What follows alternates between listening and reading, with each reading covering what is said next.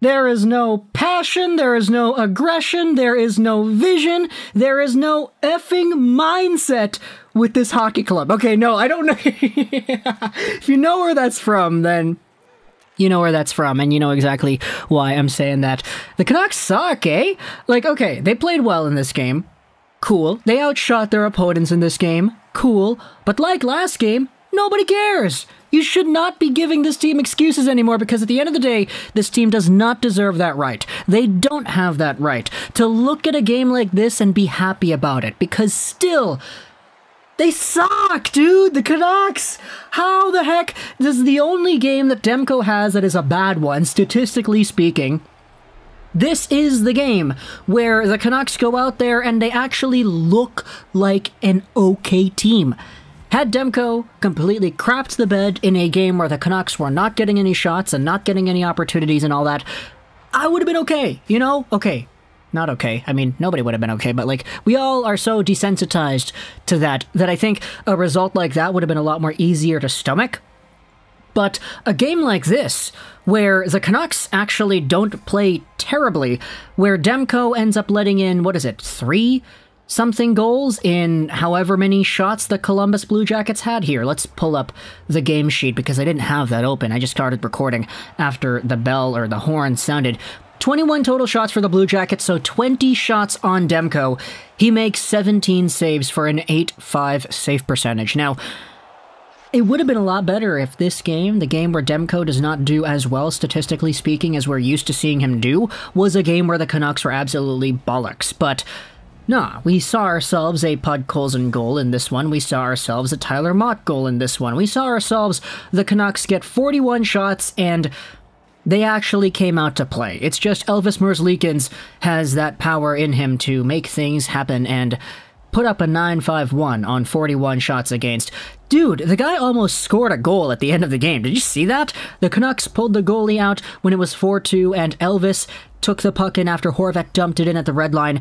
And Elvis tried to go for the empty net, the long shot. I was actually kind of cheering in my head. Go for it! Get that empty net, Elvis! But then the two Canucks that were in the high slot were able to knock it down with their sticks by jumping up.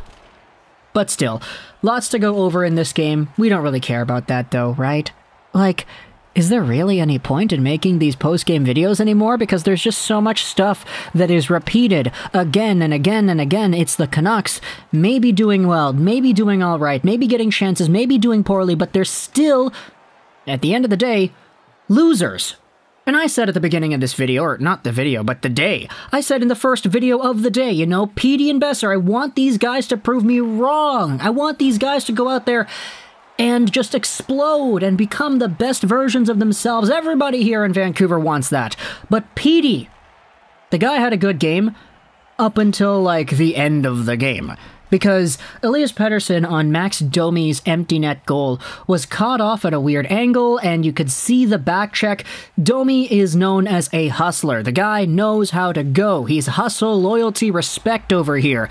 He just went and blitzed by Petey. Petey was trying to force him wide on the angle, and it just didn't work because Domi was able to outskate him and get to an open pocket of ice to slip the puck into the open net before Pettersson could even try to move and attack the guy. Like, would it not be a little bit more appropriate for Pettersson to be skating instead of just kind of gliding his way towards the empty net? Like, maybe I'm hyperbolizing it, but Pettersson's backcheck on that Domi goal, man, it was bad.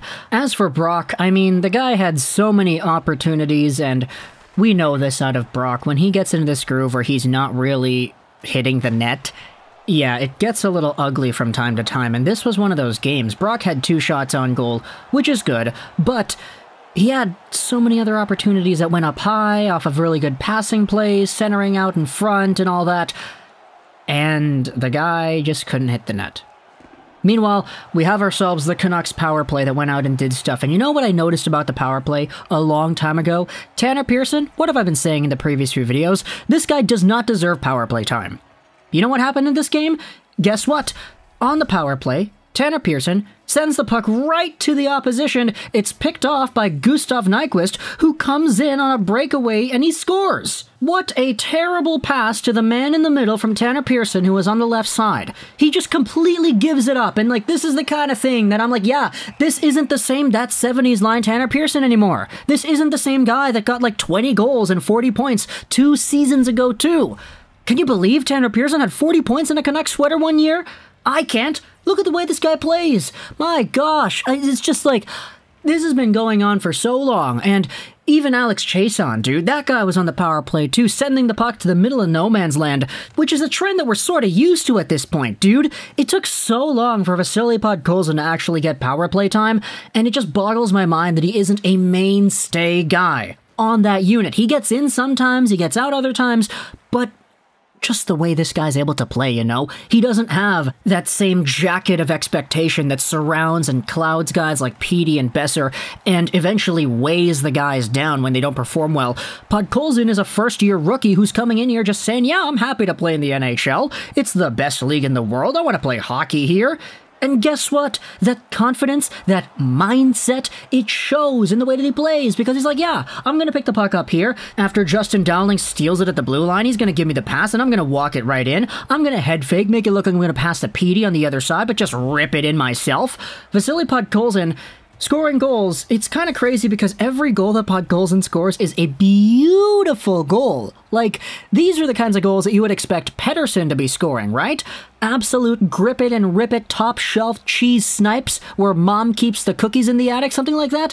Podkolzin absolutely lasers it in past Elvis. And everything else, I mean, we can talk about the Boquist goal. That was a rebound in front. Not really Demko's fault, but you know, you would like to have that one back. Tyler Mott gets a goal, his first on the season. Hughes with the assist because he threw it to the goal and Mott had the tip. And then you have yourselves the third period where Jack Roslovic gets one right by Demko. He doesn't see it because there's a big screen, and then Max Domi on the empty net because Elias Pettersson cannot backcheck. Like, this is the thing. We have seen this with Podkolzin. We have seen this even with Quinn Hughes. But when there's a really dangerous opportunity for the opposition heading towards your goal, you can see these guys turn on the jets. And we know that is there for Petey, but I don't know if it was the shift time or if it was just the positioning, but Elias Pettersson on that back check, man, I was really disappointed. But either way, the Vancouver Canucks lose yet another game. Was it one that they probably should have won? I don't know, but I don't really care, and neither should you. Talk to me in the comments, what did you think about today's 4-2 loss to the Columbus Blue Jackets? Vancouver ultimately outshoots the Blue Jackets 41-21, but they still lose. Story of our lives. If you look at the NHL standings right here, where are the Canucks in the Pacific? Oh, look at that. They're second last. They're 2-7-1 in their last 10 games, and we have the power plays and all that, where the Vancouver Canucks go 0-2, and they actually have a shorthanded goal against. Thanks, Tanner Pearson. Gustav Nyquist, by the way, what an absolute gem of a player that guy is. Talk to me in the comments. What do you think about Columbus and Vancouver? Blue Jackets fans, feel free to take the piss out of the Canucks because, yeah, it's the Canucks. So, go ahead. Let me know your thoughts in the comments. I hope you enjoyed this. Rosén 99, and bye.